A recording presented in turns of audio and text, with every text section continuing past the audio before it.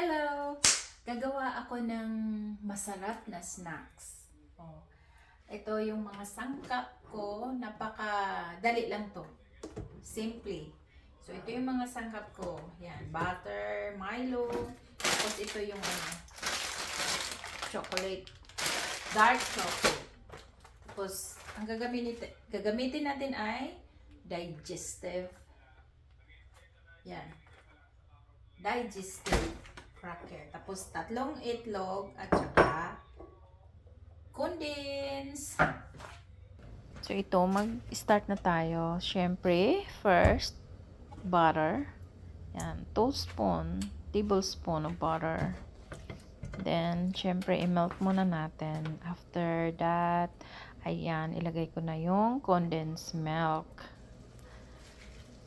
Then, at chocolate. Milo chocolate. So, yan, yung powder. Ihalo na natin. Then, egg. Egg yolk lang yung hinalo ko dyan. So, ayan, 3 eggs. And then, the last, yung yung minamas ko na, kinacrunch ko na, yung biscuit na digestive biscuit. Yan. Cracker sa English yata ang tawag nila. So, ayan na, nag-sticky na siya. So, ilipat ko na siya dyan. Nilagyan ko siya ng paper. Cookies paper. Ganun ba yun? O, yun. Ayan na. Pina-flatten ko siya. Then, lagyan ko siya ng dark chocolate sa top. Pero, mas maganda kung walang dark chocolate. Try ko lang siya. So, ayan. In-slice ko na. Ayan, pwede nyo rin siyang ilagay sa papalamigin nyo sa ref or sa freezer. So, ayan.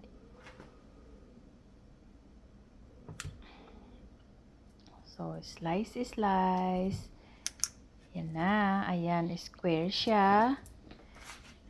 Yan talaga yung style niya. Square. Pero, ang ginawa ko, nilagay ko siya sa cupcake paper. Para kaso hindi na siya iba na yung style tingnan. Alam niyo na kung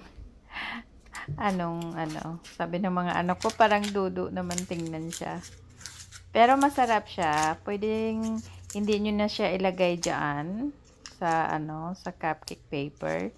Pero nilagay ko lang siya para madali na lang kainin. So ayan na yung finished product. Ayan. O, 'di ba?